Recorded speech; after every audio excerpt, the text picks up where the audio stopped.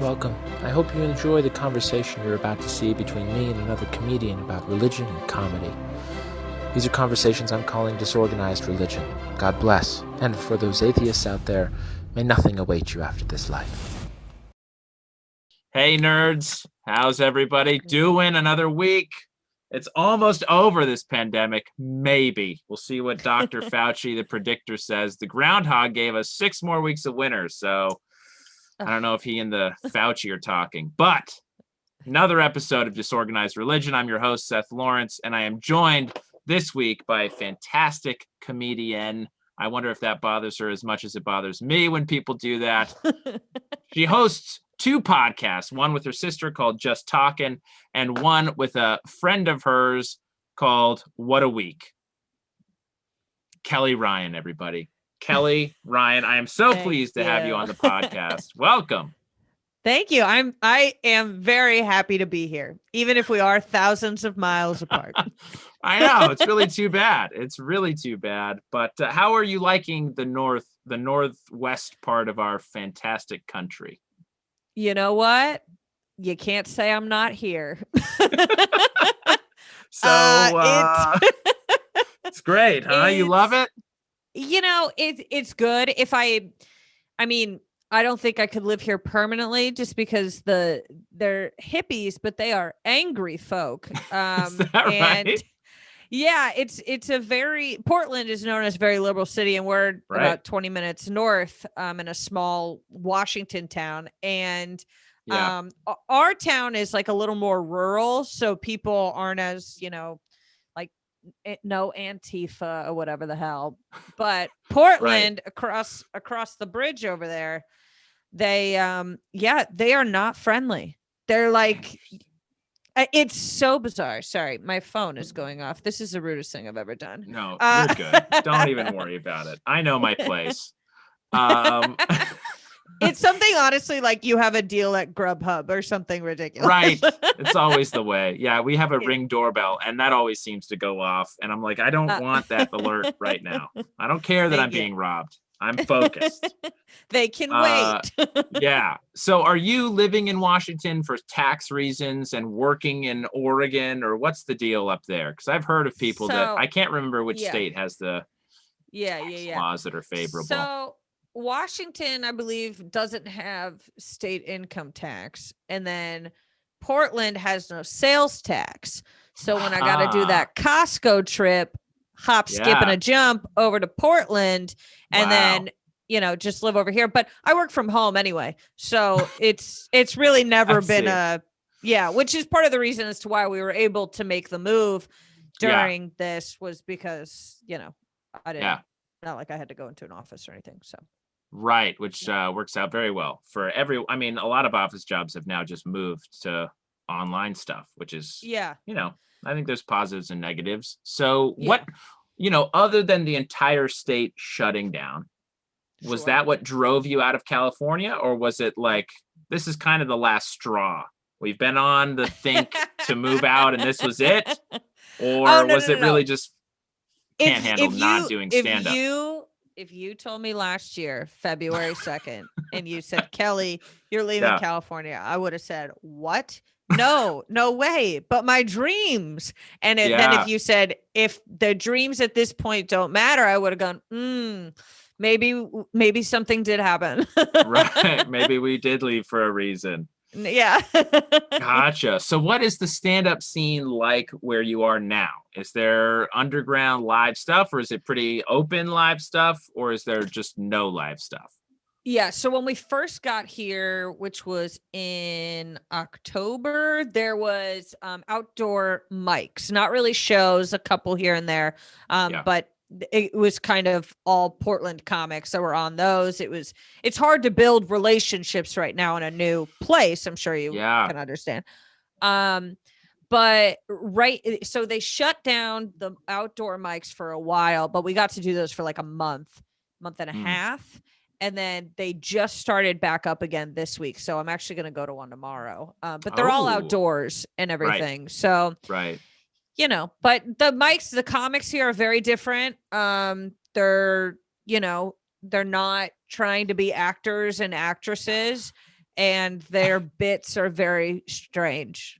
Is that right? Yeah, and it's not that they're not funny. They are funny. They are just a quirky group of folk. I mean, interesting. Yeah. So do you find the lack of actors? I don't know. LA is sort of this place where it's like you come to do everything in entertainment, right? And a lot of people kind of jump into every aspect of it. They're DJing, they're mic, they're doing the stand-up. Is it nice going to a place where it's just purists? They're just out there for the art of stand-up. When people are bombing up here, I'm like, but at least they're doing their art. At least they're staying true to stand-up themselves. Right. On one end, it's nice being around people who don't have that extra, like, hey, I'm a one-man band type of thing, which does get a little old. It's like, I really don't care that you can sing. I'm sorry. That has nothing to do with your stand-up. I don't care. But the only thing that it does affect, I think, is the drive, because in LA, it's like people are, I need to make it. So they'll do anything. Whereas, out here, it's like you sign up for a mic and your name is on a list. People are still an hour and a half late. You're like, hello. Like, people have things to do. Whereas in LA, it's like your name gets pulled at a mic. You better freaking go up there. And you're not going to probably get a chance to go up if you don't go right now. And so it's interesting. They all seem to know each other. It's it's definitely different. So so you're saying potluck would not happen up there? No. No. Or honestly, if it did, it'd be very long. Everyone up here is like too drugged out, but not on coke or like anything that hypes them up. So it's just very lazy sort of, and bunch of downers, huh? Bunch of downers up there. Just there's a reason. Out. There's a reason they're as depressed up here as they are. Holy shit. Yeah. Interesting. That's so funny. So what is LA kind of gets a bad rap, at least amongst LA open micers, for the political games that happen and for the actors that already have a following that get shows maybe prematurely as far as stand-up talent goes. Right. Have you been up there long enough to really get a taste of that in that open mic scene up there, or is it still too early to tell? It's okay. So obviously this is coming from a woman's perspective. So I feel like I have the right of way. I mean, everybody tune out for the next. No, go ahead. All right, turn it off. Bathroom break, everybody. No, please. We're on pins and needles waiting. So they prefer women up here by quite a handful because they're so liberal in a very non-equal way. And so when I show up, I kind of get to go in the first 5. Oh, all right. Which isn't a bad thing because I'm a woman who's not, god awful. So it's like I get to, which is nice. But also like the other people that get handed stuff, it's more of like the weirder you are, the better. So interesting. It doesn't even have to be that you really make people laugh as much as you are a specimen to observe. An artist, if you will. Exactly. But honestly, this is all just talking from Mike, so I haven't gotten to do any shows yet. So it could be different there. I guess in the club area up here, like near Helium, it's a little bit different of a crowd. People who get first booked versus people who go to like, I don't know, what's a place in LA that people don't get booked at. But like a club in LA where they don't get booked, or no, like an open mic that people like go a ha-ha? to. Yeah, like the ha-ha. That would be yeah. Are they still alive? Are they still alive and running? You know what, Kelly? I don't know. I don't know who's alive. Like, I don't know what the Comedy Store is doing for income. I don't know what the Improv is doing for I don't know how any of these places are going to survive all of this. I don't know. What institutions survive, but the ha-ha feels like ha-ha feels like it's going to survive because it's the ha-ha. you know? Yeah, like it's already been through so much that it's like this can't knock it down. It's like a couple of years of no business, please. We can deal with that. We're coming back. God forbid, with a only a couple years. I don't know. I've actually never performed at the Ha. Never did the open mic. Never did anything there. I don't think I've ever done the mic, but I had a show there one time, and I had fun up there, but the green room was one of the weirdest experiences I've had, just because it was all club comics that I have never heard of. So it was a group of very cocky individuals. Yeah. Who for some reason didn't realize that they were at the Ha. Like nothing made sense. I was like, you do realize there are about 15 people here, right? Guys, everybody. So these were like a bunch of like Midwest road guys that had made it to the Ha, and they were like, we're in Hollywood, baby. This is it. Oh, I wish I would have gotten along with them much better. It was a group of like a collection of individuals who've done let's say a bringer show at the Comedy Store, or my kind of people. Uncle Clyde's Comedy Show at Flappers. It was like that group, but that group which took themselves too seriously, because look, we've all done a couple of Uncle Clyde's, okay? Right. We've all been there. We've done the bringer shows. Yeah, but I didn't walk around with a crown on my head afterwards. Like... Right.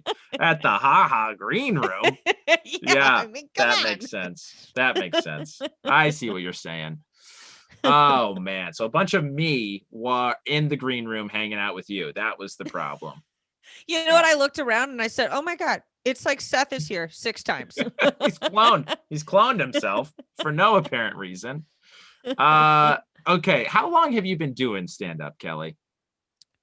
Oh, shoot. Well, let's see. I started in high school, but I feel like, so I was 17? So, and I did it for a like class type of thing, because so what actually happened was I did my first set at an open mic that was for music at the high school, and I said, can I just talk instead? And they were like, I didn't even know it was called stand-up. I was like, I just need to get something off my chest. Would you mind if I grabbed the mic for a sec? And so I did, and I just started making fun of this popular girl who was kind of a... Interesting. Was she there or no? Yeah, she was there, and you use her name? Yeah, no, I literally pointed at her and I said, so you were just Bree. like, this is a roast now. You're being roasted. Let me be clear though. I only advise to do this to people in high school when you have nothing to lose. I had nothing to lose, nothing to really gain either, but it was sure. You know, that's what high school's all about. High stakes where nothing's important. Yeah, exactly. Yeah. And so after that, I did great, which was because everyone also hated her. So it was like perfect, you know? But then I cried all the way home while I was driving, because I was like, what just happened? You know, it was the first time I was like, oh, Kelly, like you might be good at something, you know? But I didn't know what it was. And so I ran inside and I was like, I was explaining it to my dad, and he was like, oh, that's stand-up comedy. And I was like Jim Gaffigan? And he was like, yeah, like Jim Gaffigan. And I was like, oh my God. So he immediately signed me up for this 6-week course in New York. And I love it. But of course, he couldn't do it without signing up himself as well. Oh, that's great. Your dad sounds just like me. That is amazing. So funny. And he really is so funny. And we had a great time and everything. But of course, you know, I'm 17 and there are guys up there telling jokes about AIDS. And my dad is like, we don't need to be. You know? That's not even the worst example I could imagine. No, I know. Think you tamed that down quite a bit. Yeah, exactly. I really did, actually, because I forget what it was. I think it was, the joke was something that like my 17-year-old brain didn't get. I was very sheltered. So I was like, you know? Yeah. Your dad's probably panicking, be like, we got to get out of here. What have I done? Like, he's like, I hope she doesn't, repeat this. I'm like, I don't even remember what he just said. Right. Oh man. So then after that, I went to college where I only got to do it a few times, a year really. And then when I moved to Los Angeles in 2016, it was just like straight business. Yeah. So, yeah, it's hard to say how long I've been doing it with that kind of an answer. Cause it's like, well, I guess it's long enough. I mean, you were gaining a lot of momentum right before the pandemic hit. Right. I mean, like you were doing stuff at the Comedy Store. You were doing stuff at the Improv, not like the bringer shows. You were getting up there. Right. I mean, you were performing in all the main rooms. Yeah. So it was a blast. So how does that, I mean, where are you now kind of psychologically, professionally? Is it like, I can't wait for California to open up again, I'm going to get back there? Or, I mean, how difficult has that been to go up to artsy town and be like, you guys don't even know who I am. Okay. You don't know what kind of presence you're in. Well, I think, I never really thought about it that way. I feel like anytime I'm up, see, that's why I'm in the ha being like, this is amazing. I deserve to be here.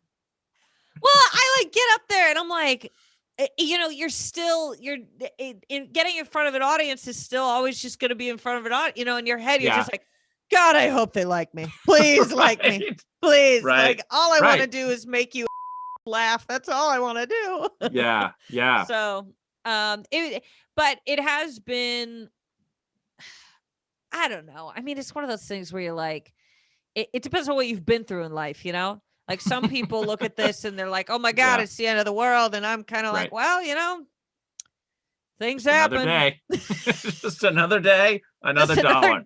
Another day in this hole. Whatever. Oh my gosh. I love it. Oh man.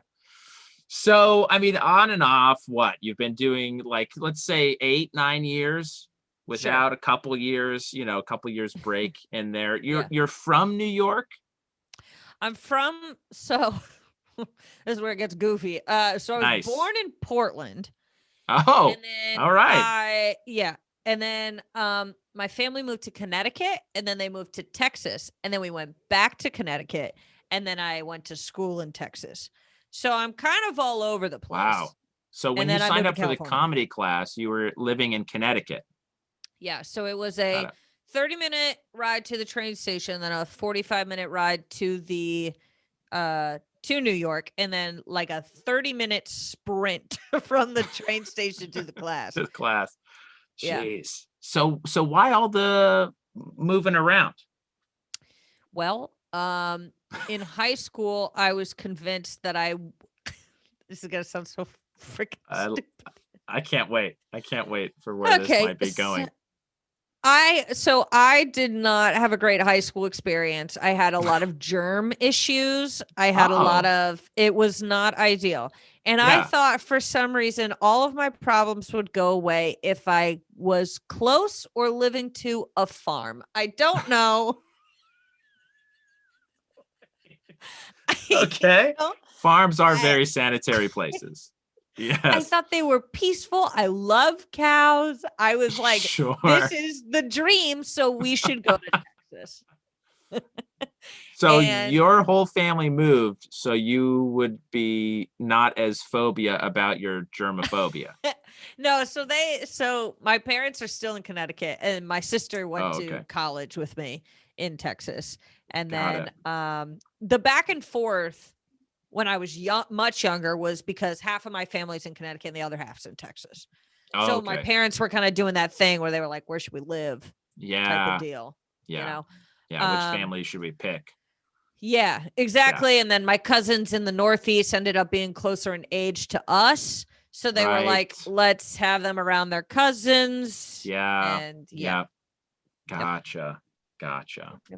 Man. So, so then, I mean, but question I have for people typically is when they've done stand-up kind of in the New England, especially New York-ish area, why were you motivated to come to LA as opposed to go back, to where it all began officially for you? Yeah. Well, honestly, I really don't like the cold. I don't like it. Fair enough. Yeah. And New York is as expensive as LA is.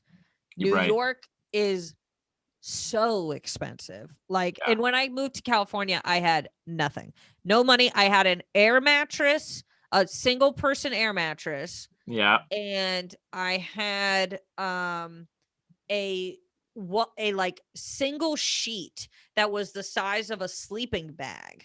And, like I came with barely enough. And so I think of it and I'm like, you know what, in LA you pulled it off, but I don't think you would have been able to pull that off in New York. There's no way. It would have been a lot colder. That's for sure. Yeah, it would have been a lot colder. I had the same thing to eat every day. I would wake up, I would eat some beans, some black beans, some eggs. Okay. Wow. Then at lunch, I would have a plain peanut butter sandwich, which is actually insane because 2 years later, I found out that I'm allergic to gluten and peanuts. And then, and then at night, I would have pasta and red sauce. And that was it every single day. Wow.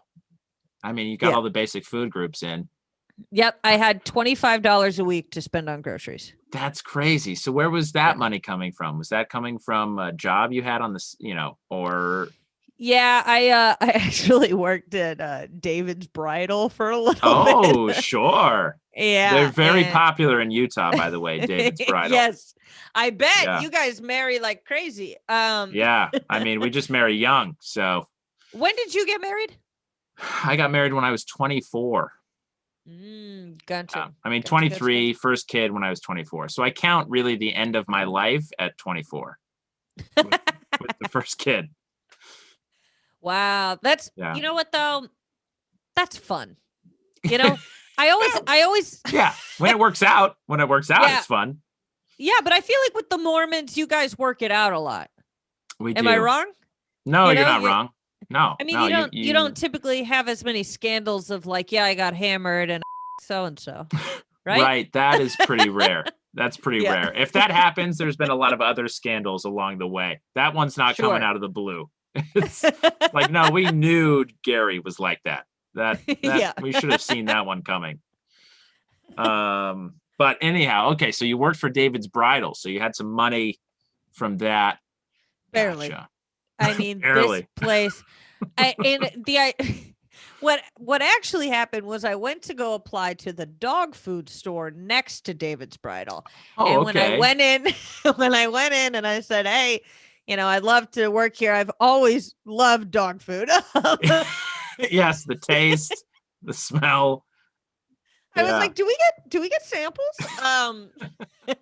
If you've never been to Sam's Club or Costco on a Saturday, we could do that here.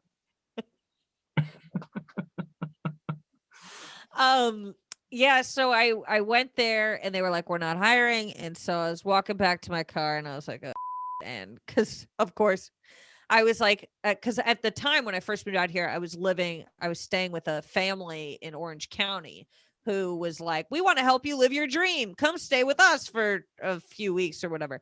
Wow. Okay. And they weren't like a crazy, creepy couple. It was totally normal. No, they were a family friend that I had never met before.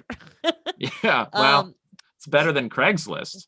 Yeah. It ended up being a good experience. But after 6 weeks or whatever, they were like, you gotta get out of here. How's that dream coming, Kelly? Because the dream, today I'm gonna go apply to a dog food store and because I love dog food. Yep. And so then David's Bridal was right next to it, and I saw that they had a sign thing for the girl who works at the front desk. And I was like, oh, I can do that. Like, are you kidding me? So so I walk in and I'm like, oh, I'm here to, I want to apply. And they were like, oh, well, would you have time for an interview? And I was like, yeah, of course, whatever. So we get in the back and they're like, so tell us, why do you want to be an amazing David's Bridal stylist? And I was like, oh dear, we I'm not on the same page, but if that's the job you're offering, then I guess so. I started going on this rampage and I was like, well, you know what? There's something so special about being involved in their special day. I am pulling this out of my completely. And they were like, wow, we're so excited. Absolutely. They called me 10 minutes after and they were like, you got the job. And I was like, of course I did, because I'm a liar. But I mean, come on, that's, there's a lot of that in dating and marriage. There's a lot of lying up front. You're perfect for the job. Oh, so I'm the bad guy because no, you're the good guy. Cash. Yeah, they quickly realized that I was not right for the job at all, and and divorced you or what? Oh yeah, that's actually how they do it at David's Bridal. It's not getting fired. It's we're divorcing you. Yeah, and the employment contract comes with a prenup, or how does that employment contract come in? Yeah, exactly. Oh my goodness, that's great. Yeah, it was. So with all of these different backgrounds, okay, wait. So you're at David's Bridal. You get divorced from David's Bridal, and then but you came to LA for stand-up. So David's Bridal was just to keep you alive while you were doing stand-up. Yep. And what did you do after David's Bridal? I worked. I sold Dell computers at Best Buy. Yeah. Which I also. Well, actually, no, I wasn't that bad at that, but it was. Well, because let me put it this way. I wasn't bad at it because I was so much better than the other people they had. So if they had an actual salesperson in there, there's no way that I would have looked good. But the way that some of these Best Buy employees, I'll never forget it. This one customer, he was like, hey, I'm looking for an HP computer. And the guy was like, oh, well, this is a much better computer. And he was like, well, I want an HP one. And the guy was like, I'm not going to show you that.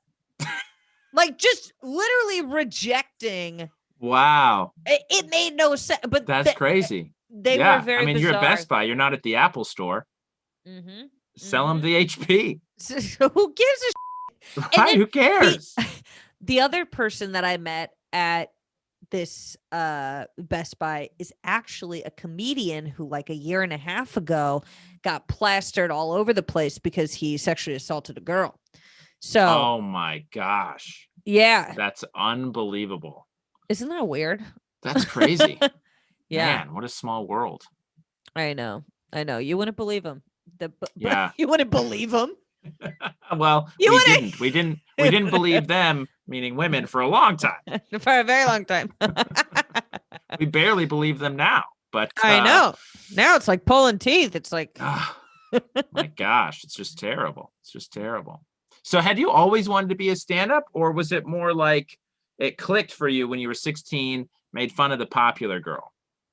Well, I knew that I wanted to make people laugh. I just did not know how. Like I knew, like I didn't know what that career path was. I thought it was video editing for a while. Like, oh, I'll be a really good video editor and whatever.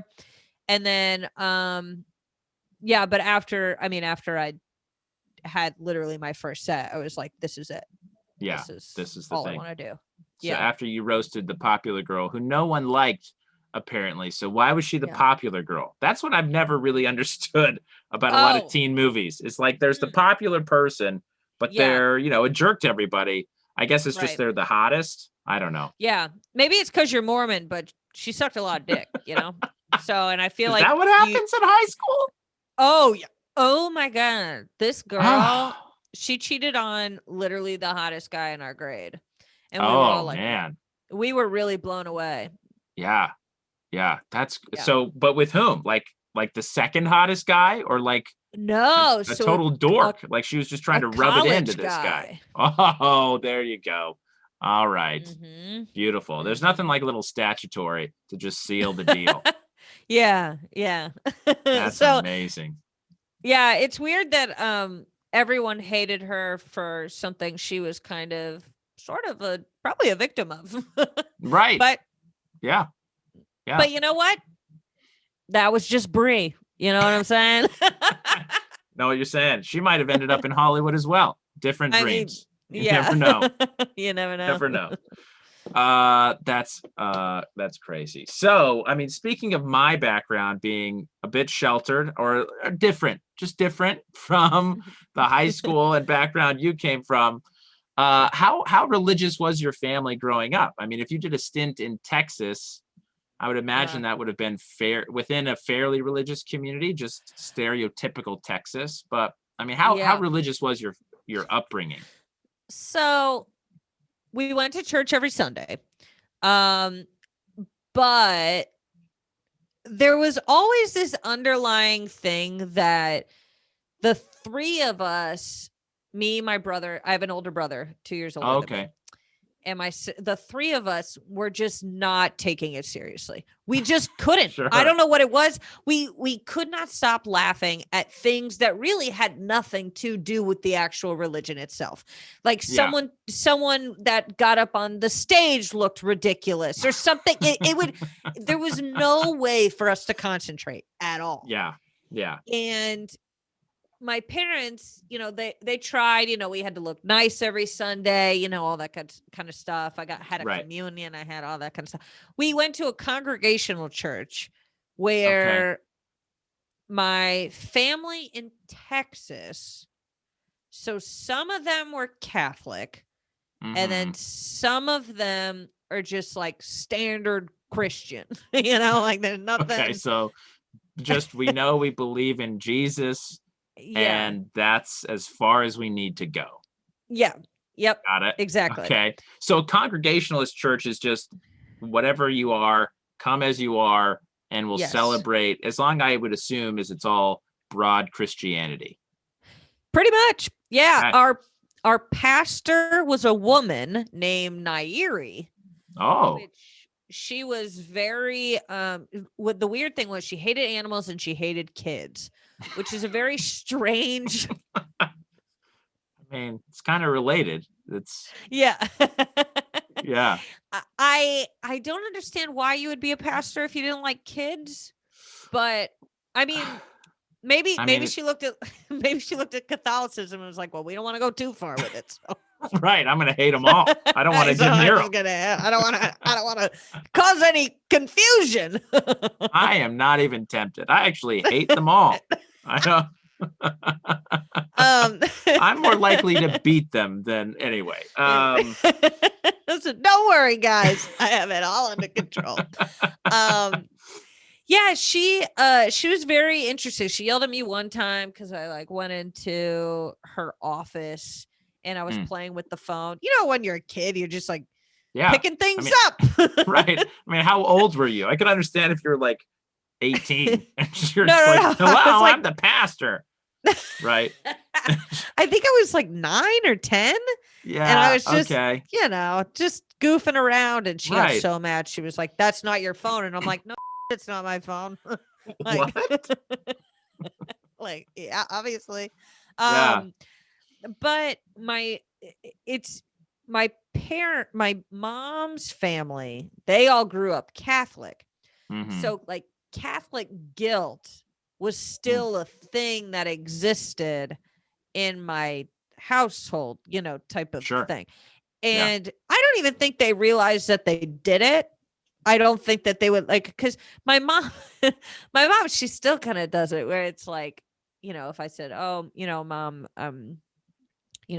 someone said something mean to me at school, but I don't really want to talk about it. Right. She'd be like, what, you're not going to tell your own mother?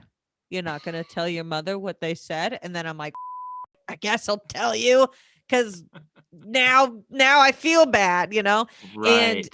And but I feel like there are a lot of moms in the Northeast that I know who use that tactic of, well, I'm sorry I hurt your feelings. I hope you don't miss me when I'm gone.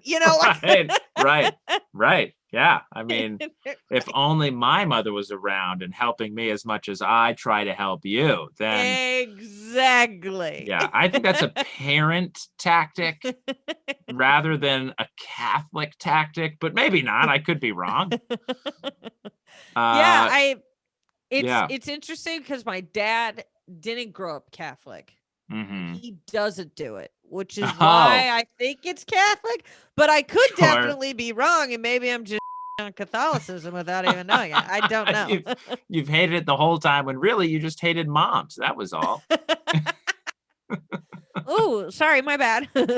I thought it was a whole religion thing. It's just, it's just that you love and care about me. Oh my goodness. So your mom was more religious than your dad, or she just had a more traditional religious background? They are so, here's what's so weird. They are so secretive. Both of them are very, very secretive. So it's hard to gauge what exactly happened before I showed up, because they they have this air of mystery around their upbringings and all this stuff. But my mom now definitely has a more religious vibe, whereas my dad is more spiritual. My dad will read books on Buddhism. He loves psychology, whatever it is. He loves science. He loves spirituality. He loves the whole thing. He's so freaking smart. It's insane. And then my mom is like, I like to go to church for the music. That's great. I mean, music's a great part. Yeah. I mean, hey, I have heard some music. I have heard some people crush it. Sure. I went to, I was on the road last year in January with, do you know Connor Hangsleben? Yes. Yeah. Okay. So great comic, great guy. He wanted to go to church one morning. Oh. And I don't know why. I think he was just like, this area in Central California reminds me of home, and maybe I went to church, and I don't really know. But he was like, let's go to church, and I wasn't gonna say no because I'm not like a jerk, So it's like, all right. What, you're gonna say no to church to your friend who brought you on the road? You're gonna say no to me? Yeah, and so I just said, I was like, yeah, of course I'll go to.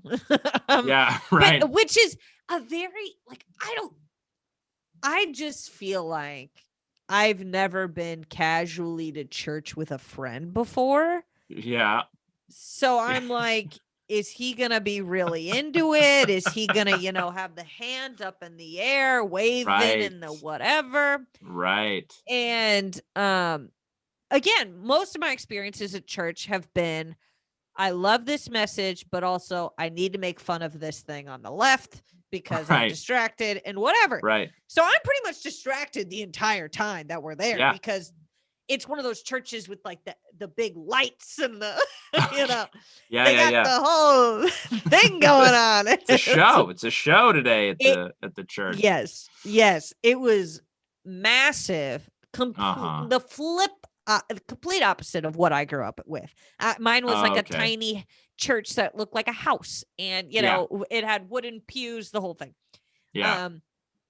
And he was like digging it, the whole thing, and which is great. I'm like, cool, because God forbid you bring me to church and we both are like, this sucks, You're like, oh, that was a terrible idea. This is a bad sermon, the whole thing.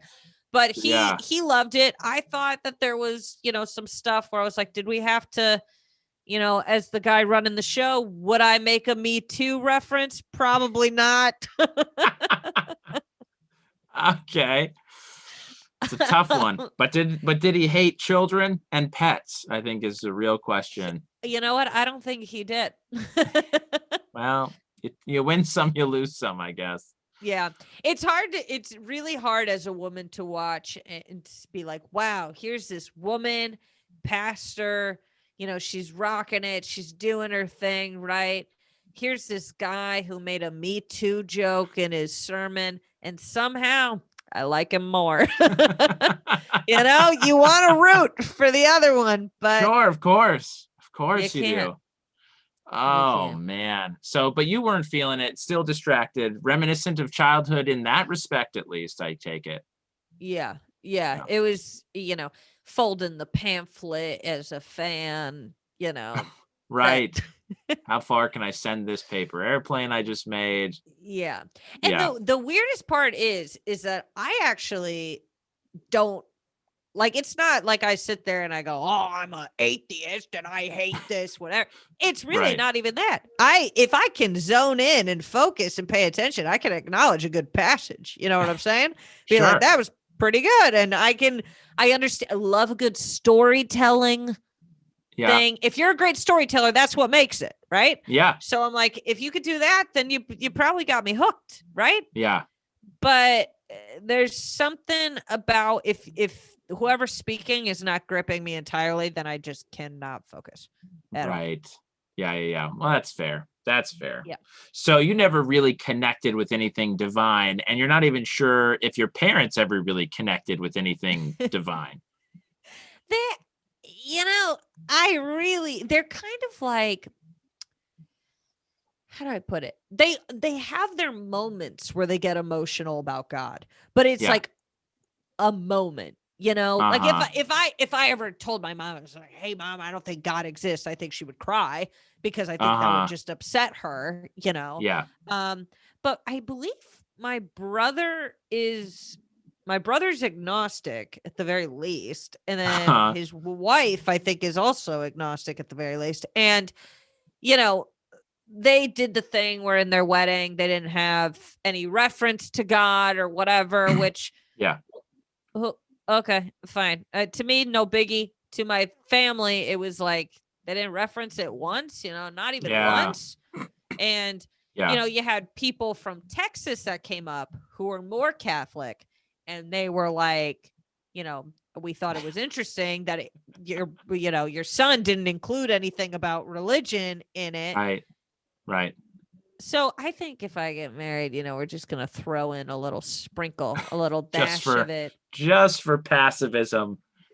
Just to keep everybody happy. What difference does it make? It's not like it's my wedding or anything. No, I'm kidding. Right. Not your special day. Why does it have to be about him? But so where do you stand on it? Are you more agnostic as well? Or do you want to believe in something? You're just not sure what? Or where does Kelly Ryan stand? I definitely believe in a higher power. I just have no idea what form it takes. You know what I'm saying? So when I say like, oh, I pray to God, or the figure of God, I don't have an old man with a white beard. That's not what I think. I think it's more of an energy type of thing. And, but at the same time, I mean, you would never catch me like. You're not going to get into this at the family dinner, is what you're saying.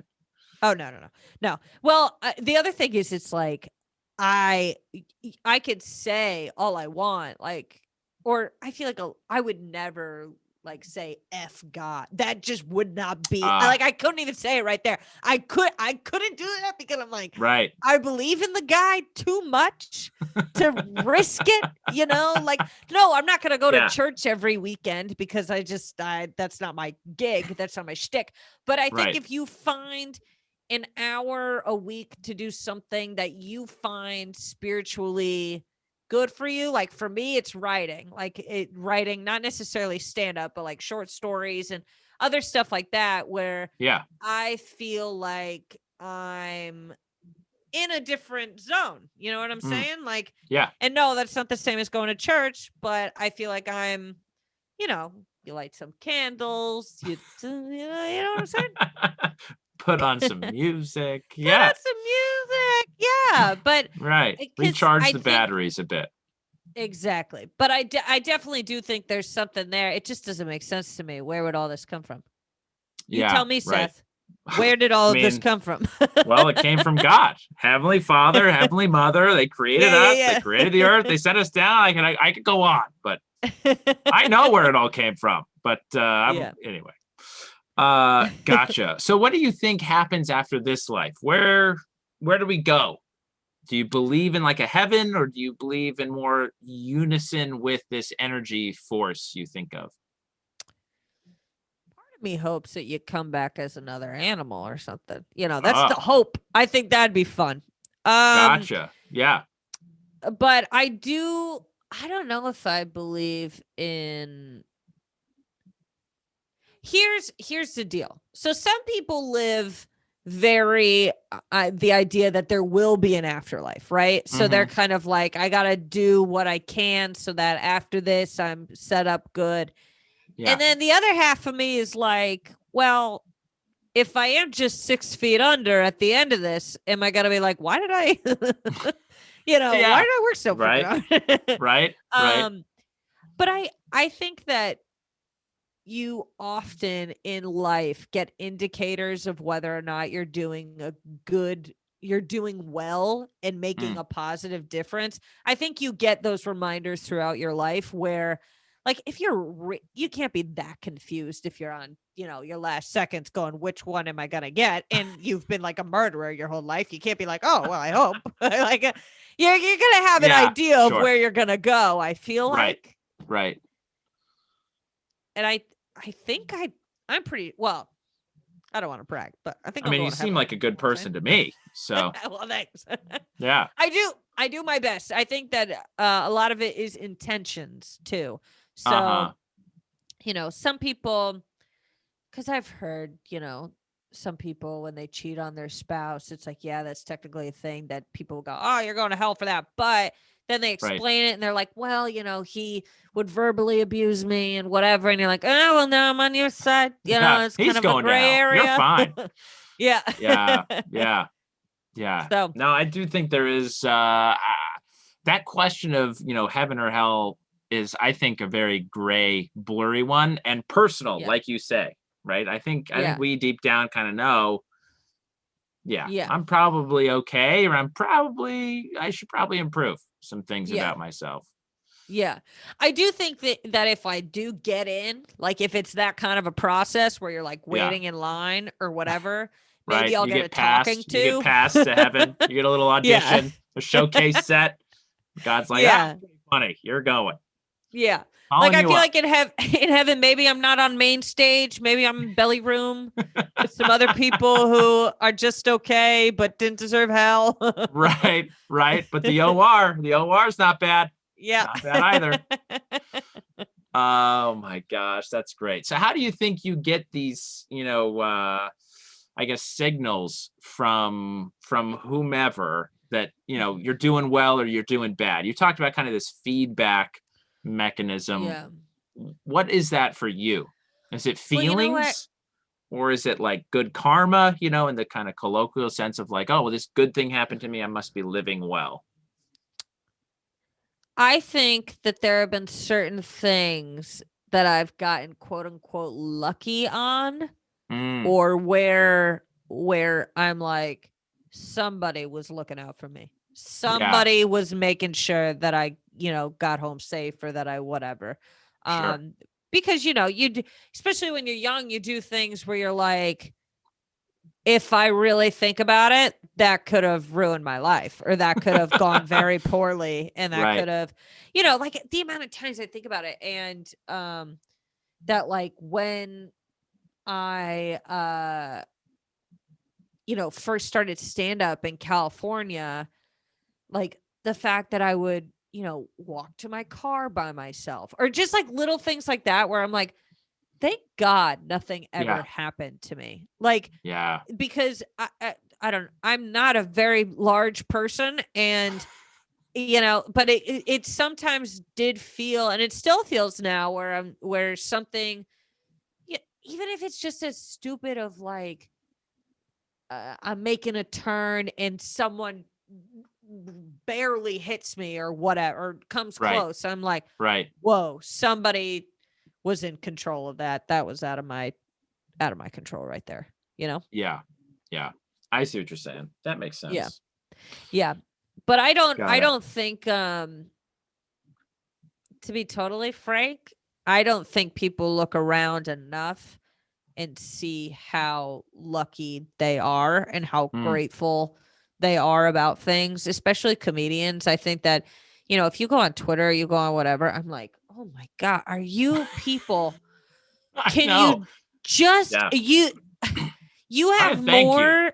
You have more than you could ever need. And yet it's like, it's constant complaining, and it's like, Right. I'm not saying that religion or the good Lord is gonna fix everything, but it's like if you think Right. you think the big man up top for like a day, you'll probably feel a bit better.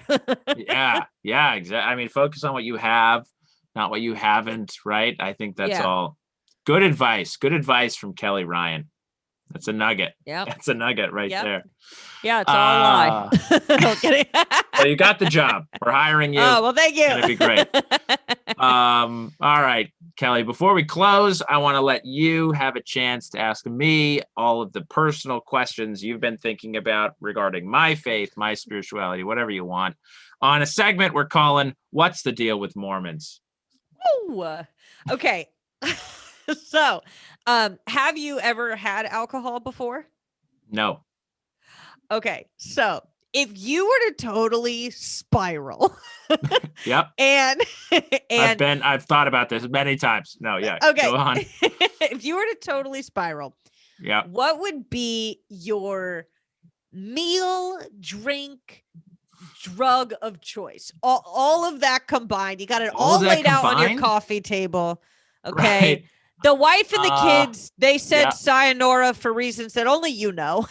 Sure. Right. And it wasn't years of abuse. It was totally their fault. Yeah. Yes, exactly. So I'm in this, I feel like God has abandoned me. There's no way he exists anymore. I'm done with it. Yeah. That's what Well, he literally called you and said, my gosh. leave me alone.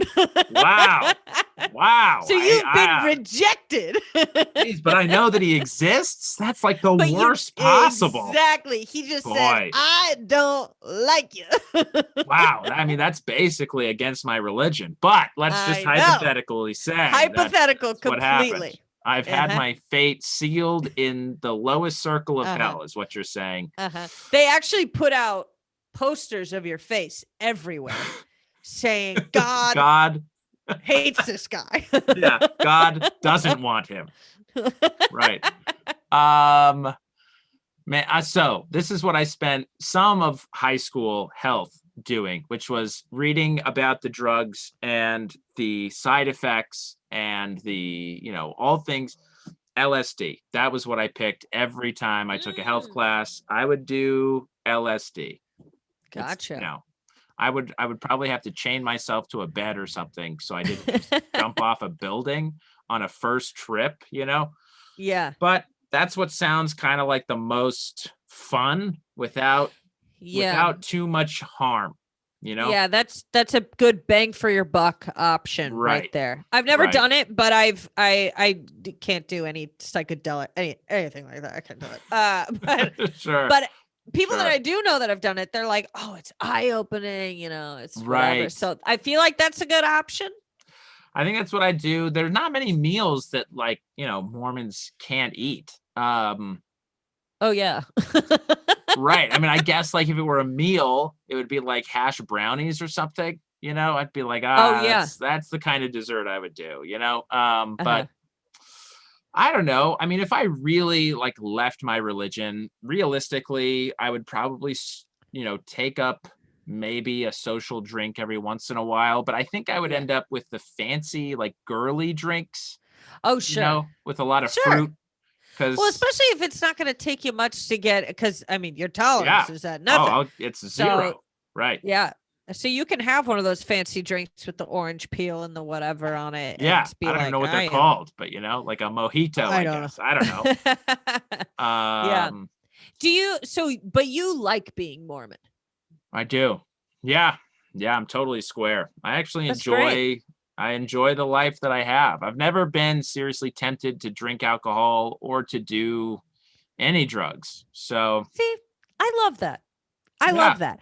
Because of course you're not stupid. You know that Mormons get a lot of flack that I'll come out and say it. They don't deserve because every Mormon that I know is really delightful and has a great sense of humor.